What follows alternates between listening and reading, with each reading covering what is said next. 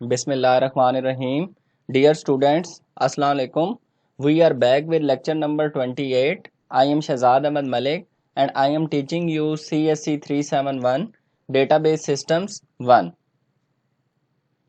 Let's start with the summary of previous lecture. In previous lecture, we started our discussion on normalization and we defined the purpose of normalization. As you know that the result of the normalization is well structured, or you can say that suitable relations, और उनका फ़ायदा ये होगा कि हमारा जो database है जब रिलेशंस उसके अंदर या टेबल्स जो हैं वो वेल स्ट्रक्चर्ड होंगे, उनमें रिडंडेंसी कम होगी, तो अपडेट एनोमलीज जो हैं वो नहीं आएंगी। और अगर अपडेट एनोमलीज आएंगी तो आपको पता है कि उसका नुकसान क्या हो सकता था। Then we discuss the data redundancy and update anomalies with examples, ताकि हमें क्लियर हो कि ये जो अपडेट एनोमलीज हैं एक्चुअली ये होती क्या हैं और इनका फिर नुकसान क्या होता है, किस किस्म के इश्यूज जो हैं हमें डेटा को मेंटेन करने में, उसके ऊपर ऑपरेशंस परफॉर्म करने में जो हैं वो आते हैं। उसके बाद बहुत ही इम्पॉर्टेंट टॉपिक हमने जो कि स्टडी किया, जो कि नॉर्मलाइजेशन के साथ, जिसका बहुत ही गहरा ताल्लुक है, क्योंकि हमारी सिवाय फर्स्ट नॉर्मल फॉर्म के तमाम जो नॉर्मलाइजेशन की फॉर्म्स हैं उनका ताल्लुक जो है फंक्शनल डिपेंडेंसीज के साथ है। और हमने फंक्शनल डिपेंडेंसी को समझा क्योंकि ये बेसिक है। जैसे मैंने पहले भी कहा था कि हमें बेसिक को बहुत अच्छी तरह समझना होता है। अगर हमें फंक्शनल डिपेंडेंसी क्लियर नहीं होगी तो क्या प्रॉब्लम होगा, हमें नॉर्मलाइजेशन का प्रोसेस ही समझ नहीं आएगा। तो इट इज़ रिकमेंडेड, जैसे मैंने लास्ट लेक्चर में बड़ी डिटेल के साथ काफ़ी टाइम मैंने उस पर लगाया कि आपको फंक्शनल डिपेंडेंसीज जो है वो आइडेंटिफाई करना आप सीखें और आप मज़ीद उसकी प्रैक्टिस कर सकते हैं डिफरेंट रेफरेंस बुक्स के ज़रिए। जो फंक्शनल डिपेंडेंसीज हमने देखी उनमें हमने डिफरेंट टाइप्स देखी। उनमें हमने पार्शियल फंक्शनल डिपेंडेंसी देखी, फुल फंक्शनल डिपेंडेंसी देखी, उसके बाद हमने ट्रांजिटिव फंक्शनल डिपेंडेंसी देखी। ठीक है, उसके बाद फिर हमने देखा कि how we identifying functional dependencies in relations, and finally we saw that how we identify primary keys with the help of these functional dependencies. Okay, our first content is the purpose of normalization. Normalization is a formal technique for analyzing relations based on their primary key and functional dependencies. Basically हम क्या करते हैं कि जो relations हैं हमारे पास उनको हम प्राइमरी की और फंक्शनल डिपेंडेंसी की बेस के ऊपर एनालाइज करते हैं। The technique involves a series of rules that can be used to test individual relations so that a database can be normalised to any degree. अब इसमें क्या बताया जा रहा है, जितने भी हमारे पास रिलेशंस होंगे डेटाबेस के अंदर, हम उनके ऊपर वो जो नॉर्मल फॉर्म की कंडीशंस हैं उन रूल्स को जो है वेरीफाई करने की कोशिश करेंगे और देखेंगे कि वो किसी रूल को वायलेट तो नहीं कर रहा, और फिर उन रूल्स को यूज़ करते हुए कैसे हम किसी पर्टिकुलर नॉर्मल फॉर्म में लेके जा सकते हैं। Third point is when a requirement is not met, the relation violating the requirement must be decomposed into relations that individually meet the requirements of normalization. इस पॉइंट में क्या बताया जा रहा है कि हम इस चीज़ को बड़ी क्लियरली देखेंगे कि नॉर्मलाइजेशन में फ़र्ज़ करें कि एक जो हमारे रिलेशन है अगर वो फर्स्ट नॉर्मल फॉर्म में नहीं है तो कौन सा रूल है जो उसे फर्स्ट नॉर्मल फॉर्म में लेके जा सकता है, वो अप्लाई करेंगे। और इसी तरह हम देखेंगे कि जो रिलेशन फर्स्ट नॉर्मल फॉर्म में है उसे सेकंड नॉर्मल फॉर्म में कैसे करना है। और ज़्यादातर हम ये देखेंगे कि उन रिलेशंस को हम डिकम्पोज कर सकते हैं। एक बड़ा रिलेशन होगा फिर उसको हम छोटे छोटे रिलेशंस के अंदर डिकम्पोज करेंगे। Next point is there are different types of normal forms, first normal form, second normal form, third normal form, BCNF Boyce Codd normal form, fourth normal form and fifth normal form. तो ये तमाम जो हैं ये normalisation की forms हैं। इसमें आपकी फर्स्ट नॉर्मल फॉर्म आ जाती है, सेकंड नॉर्मल फॉर्म आ जाती है, third normal form. Third normal form के बाद हमारे पास BCNF आ जाता है, ठीक है, जो बॉयज को नॉर्मल फॉर्म जिसे हम लोग कहते हैं। फिर हमारे पास फोर्थ नॉर्मल फॉर्म है और लास्ट में फिफ्थ नॉर्मल फॉर्म है। These all normal forms are based on functional dependencies except first normal form. Normal forms, that is fourth normal form and fifth normal form, deal with the situations that are very rare. हम लोग जो है fourth normal form और fifth normal form को इतना deep में discuss नहीं करेंगे क्योंकि ये आपके एडवांस डेटाबेस टॉपिक्स के अंदर ये नॉर्मलाइजेशन की फॉर्म्स आ जाती हैं। तो हम लोग मोस्टली जो है BCNF तक जाएंगे और इनको विद एग्जांपल्स हम लोग डिस्कस करेंगे। Normalization is often executed as a series of steps. Each step corresponds to a specific normal form that has known properties. इस पॉइंट में ये बताया जा रहा है मीन्स कि आपके पास एक रिलेशन है तो वो एक अननॉर्मलाइज फॉर्म में है, तो आप उसको पहले एक स्टेप में फर्स्ट नॉर्मल फॉर्म में लेकर जाएंगे, फर्स्ट नॉर्मल फॉर्म से आप फिर उसको सेकंड नॉर्मल फॉर्म में लेके जाएंगे एंड सो ऑन। तो इट मीन्स कि हर एक नॉर्मल फॉर्म की कुछ कंडीशंस होंगी, कुछ प्रॉपर्टीज होंगी और फिर ये प्रोसेस आप स्टेप बाय स्टेप अप्लाई करते जाएंगे। As normalization proceeds, the relations become progressively more restricted in format and also less vulnerable to update anomalies. Keep in mind that when we move along in the normalization process, तो जो resultant आपके relations होते हैं they are more stronger relations. Stronger in the sense कि वो बहुत ज़्यादा structured होते हैं। स्ट्रक्चर्ड होंगे तो उसका फ़ायदा ये होगा कि रिडंडेंसी कम से कम होगी। रिडंडेंसी कम होगी तो उसका फ़ायदा क्या होगा कि आप अपडेट एनोमलीज अवॉइड कर सकते हैं and that is the major objective of the normalisation process. For the relational data model, it is important to recognize that it is only first normal form that is critical in creating relations. All subsequent normal forms are optional. एक बात आप ज़हन में रख लें, अगर आपने relations create करने हैं मींस आपने DDL यूज़ करनी है। DDL stand for data definition language. तो उसके लिए ज़रूरी नहीं है कि आप अगली फॉर्म्स तक जाएं। आपके रिलेशंस के लिए मैंडेटरी है कि वो फर्स्ट नॉर्मल फॉर्म के अंदर हों। And the last point is, however, to avoid the update anomalies, it is generally recommended that we proceed to at least third normal form. अगर आप चाहते हैं कि अपडेट एनोमलीज ना आए, इट इज़ रिकमेंडेड कि आपके रिलेशंस थर्ड नॉर्मल फॉर्म तक नॉर्मलाइज ज़रूर होने चाहिए। Okay, let me explain the process of normalisation with the help of diagram. सबसे पहले देखें यहाँ पे हमारे डेटा सोर्सेज आ रहे हैं।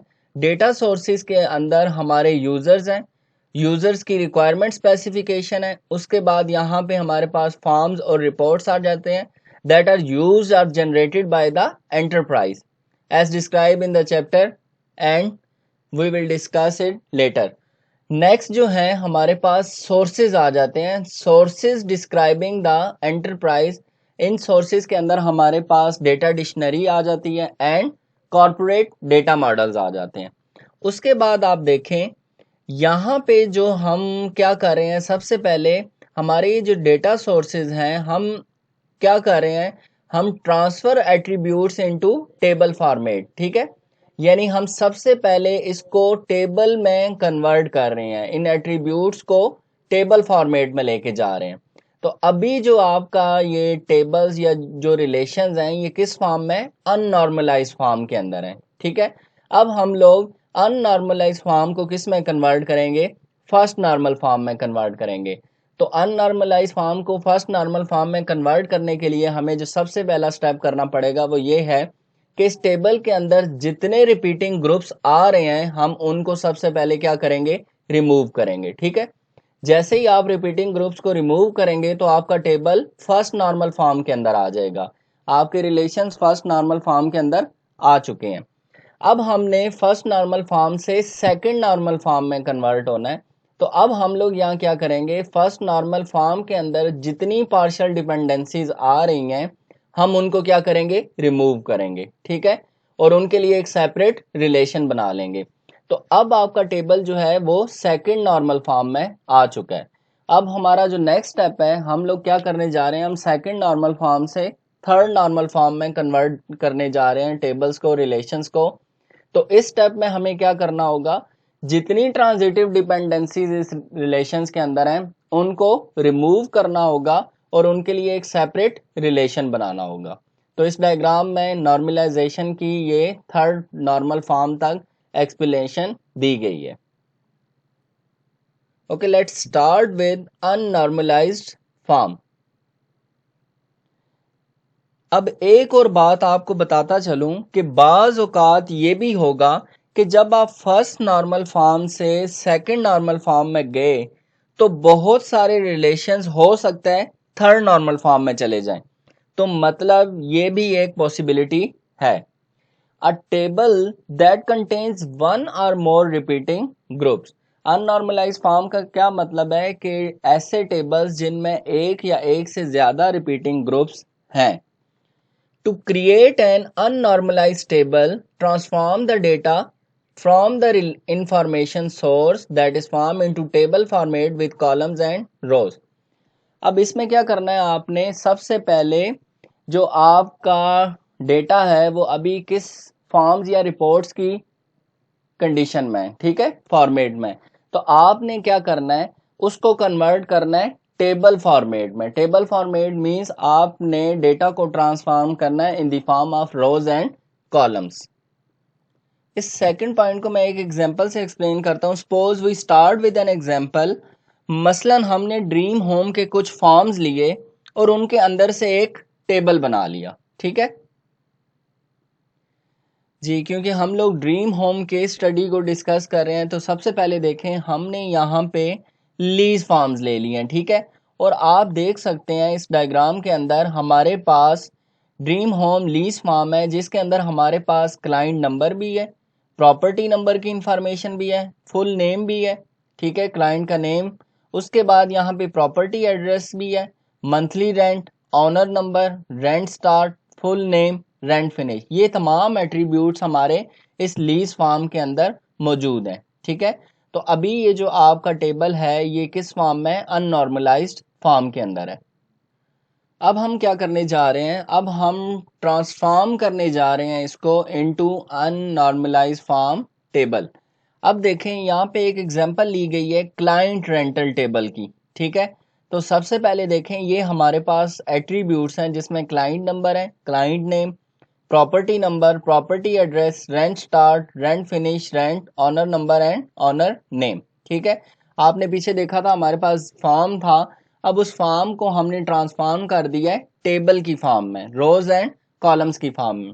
तो क्लाइंट नंबर के अगेंस्ट आप देख सकते हैं यहाँ पे इंफॉर्मेशन गिवन है, CR76, उसका नेम गिवन है, उसने किन किन प्रॉपर्टी को डील किया है। ठीक है, ये प्रॉपर्टी के एड्रेसेस हैं, ये रेंट स्टार्ट की डेट यहाँ पे है, रेंट फिनिश है, इन प्रॉपर्टी का रेंट क्या था, ऑनर नंबर, किसने ये क्लाइंट को विजिट करवाया है, उसके बाद ये ऑनर नेम है। इसी तरह CR56 क्लाइंट नंबर के अगेंस्ट ये तमाम इंफॉर्मेशन गिवन है। और आप इसमें देख सकते हैं कि आप कि इस टेबल के अंदर अभी क्या है, रिडंडेंसी है, क्योंकि ये अभी नॉर्मलाइज फॉर्म में कन्वर्ट नहीं हुआ। जी, तो पहली जो हमारी नॉर्मल फॉर्म है that is first normal form. First normal form का मतलब क्या है, there should be no repeating group. मसला ये है कि एक अननॉर्मलाइज फॉर्म टेबल है तो उसको फर्स्ट नॉर्मल फॉर्म में कन्वर्ट करने के लिए क्या किया जाए। ठीक है, A relation in which the intersection of each row and column contains one and only one value। ठीक है, तो इसमें यह बताया गया है कि आपका कोई भी यहाँ पे रो या कॉलम है उसका जो सेल है उसकी एलिमेंट वैल्यू एक ही होनी चाहिए। Unnormalize form to first normal form. अब हम लोग क्या कर रहे हैं, अननॉर्मलाइज फॉर्म को फर्स्ट नॉर्मल फॉर्म में कन्वर्ट कर रहे हैं।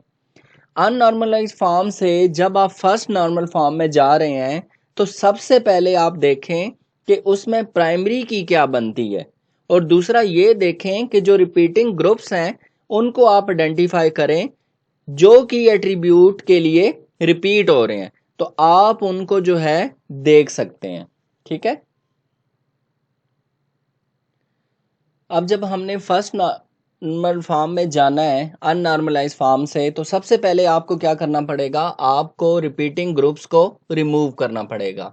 तो इसके लिए यहाँ पे हम दो अप्रोचेज यूज कर रहे हैं एज यू सा इन द स्लाइड। तो सबसे पहली जो अप्रोच है, entering appropriate data into the empty columns of row containing the repeating data, that is called flattening the table। हमने क्या करना है कि जो हमारे रिपीटिंग ग्रुप्स में की एट्रीब्यूट था उसके लिए जो मिसिंग इंफॉर्मेशन थी हम फिल कर दें। What does it mean? It means entering appropriate data into the empty columns of rows containing the repeating data, and this process is called flattening the table। इसको हम flattening the table भी कहते हैं। What does it mean? It means कि जो हमारी PG4 या PG16 property की डिटेल्स हैं ये CR76 जॉन के लिए हैं। इट मीन्स कि हम CR76 एक और दफ़ा लिख दें और जॉन के एक और दफ़ा लिख दें अगेंस्ट PG16 के लिए। अब जो हमारी सेकेंड अप्रोच है that is by placing the repeating data along with a copy of the original key attribute into a separate relation। Second approach में ये बताया जा रहा है कि जो आपका रिपीटिंग डेटा है इसको उठा के आप एक और टेबल में डाल दें, और जो हमारा की एट्रीब्यूट क्लाइंट नंबर जो हम एज्यूम कर रहे हैं उसकी भी एक कॉपी इसके अंदर रख लें। अब आप देखेंगे कि क्लाइंट का नेम बार बार रिपीट हो रहा है, ऑनर की इंफॉर्मेशन भी रिपीट हो रही है। मतलब इस किस्म की इंफॉर्मेशन आपको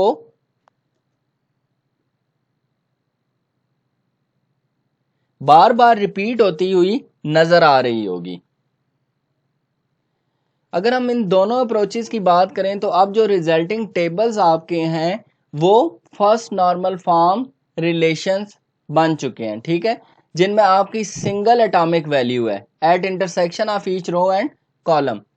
Although both approaches are correct, but approach 1 introduces more redundancy into the original unnormalized form table as part of the flattening process, whereas approach 2 creates 2 or more relations with less redundancy than in the original unnormalized form table।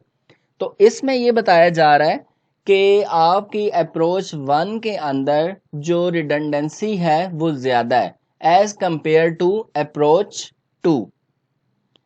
अब देखें जब हम approach 1 की बात करते हैं तो अब हम ये देख रहे हैं कि जो हमारा रिपीटिंग डेटा था हमने उसको एक नई रो में एक नई टपल में दोबारा से इंसर्ट करवा दिया है। ठीक है, अब देखें यहाँ पे ये आपका CR76 क्लाइंट नंबर था, इसके अगेंस्ट ये आपने टपल मेंटेन किया। CR76 के अगेंस्ट ये दूसरा रिकॉर्ड मेंटेन हुआ है। इसी तरह CR56 के लिए PG4 वाला रिकॉर्ड मेंटेन हुआ है, CR56 के लिए PG36 का, और लास्ट में CR56 के लिए PG16 का रिकॉर्ड मेंटेन हुआ है।